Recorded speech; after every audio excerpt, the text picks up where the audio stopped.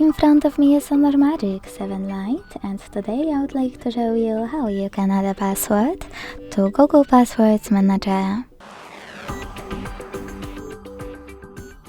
Begin by launching Settings and scrolling to hit Google. Now you need to tap on All Services to scroll again and click on Autofill with Google. Then continue and Google Password Manager. Finally, select that password and input all of those informations to add any password you want.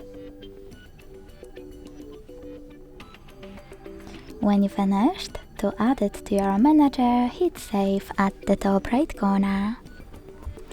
Thanks so much for watching. If you enjoyed this video, leave a like, comment and subscribe. Bye!